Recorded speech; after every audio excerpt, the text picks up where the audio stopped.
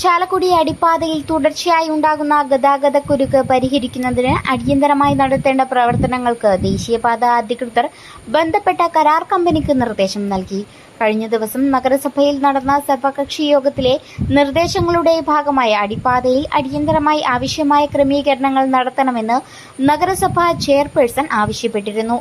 ഇതിന്റെ ഭാഗമായി അടിപ്പാതയിലെ ഫുട്പാത്ത് വീതി കുറയ്ക്കുക, 4 കോർണറിലും സ്ലാബ് കട്ട് ചെയ്ത് ബെൽമൗത്ത് ഉണ്ടാക്കുക, സർവീസ് റോഡിലെ ഡ്രൈനേജിന് മുകളിലെ സ്ലാബുകൾ താഴ്ത്തി സർവീസ് റോഡിന് ലെവലിലാക്കി ബെൽമൗത്ത് സൗകര്യപ്പെടുത്തുക തുടങ്ങി അടിയന്തരമായി നടത്തേണ്ട പ്രവൃത്തികൾ സംബന്ധിച്ച് അധികൃതർ പരിശോധിച്ച് റിപ്പോർട്ട് നൽകിയിരുന്നു. കഴിഞ്ഞ ദിവസം തൃശൂരിൽ മന്ത്രി വിളിച്ചു ചേർത്ത യോഗത്തിൽ അടിയന്തരമായി ഈ പ്രവൃത്തികൾ ചെയ്യണമെന്ന് സനീഷ് കുമാർ ജോസഫും MLAയും നഗരസഭാ അധികൃതരും ദേശീയപാത അധികൃതരോട് നേരിട്ട് ആവശ്യപ്പെടുകയും ചെയ്തു.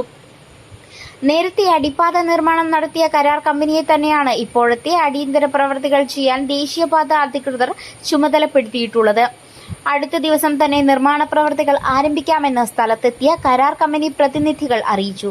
നഗരസഭാ chairperson Ali Shibu, vice chairman KV Paul, standing committee ചെയർമാൻമാരായ Annie Paul, OS Chandran, Jio Kizhakkumthala, Shifa Santhosh, Liji Joji, parliamentary party ലീഡർമാരായ ഷിബു വാലപ്പൻ, ജിൽ ആന്റണി, കൌൺസിലർമാരായ Vincent Panattuparambil, Reena Davis, Jessy Raphael, Vineetha Shando, Reyson Alukka, KB Unnikrishnan, Nithin Pullan, VJ Joji, Unnikrishnan, KB എന്നിവർ ബന്ധപ്പെട്ട ഉദ്യോഗസ്ഥരോടൊപ്പം അടിപ്പാത സന്ദർശിച്ച് പ്രവർത്തനങ്ങളെ സംബന്ധിച്ച് വിലയിരുത്തി.